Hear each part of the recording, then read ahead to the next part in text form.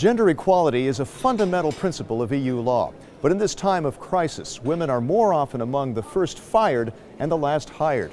Marking Women's Day this week, MEPs are discussing how to fight that trend in difficult times. The latest EU figures available show that women's pay gap compared to men was down by 1% to 16% in 2010. But other figures aren't so positive. The EPP group's Elisabeth Morin-Chartier says women face a silent crisis that requires EU assistance. Aujourd'hui, le salaire des femmes est tellement faible. Today, women's salaries are so low, their work contracts hardly secure, part-time work has weakened them, and austerity measures have also struck them.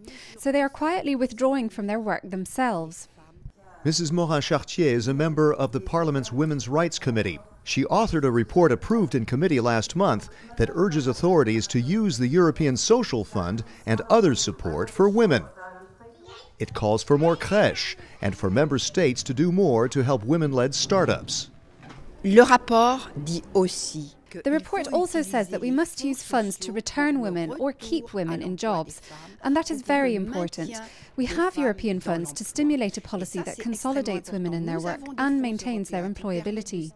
EU figures also show that about 1/3 of women work part-time. Among men, that figure is less than 10%.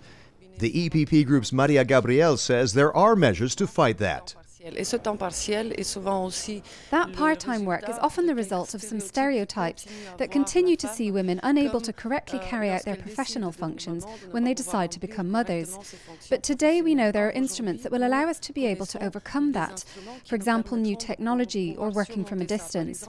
A woman who stays at home can continue to work as compared to 30 years ago to perfect their knowledge and remain competitive in the job market.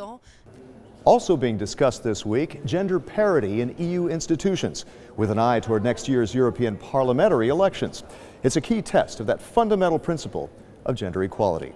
Find out more about the activities of the largest political force in Parliament by checking eppgroup.eu. Thanks for watching, and see you again soon.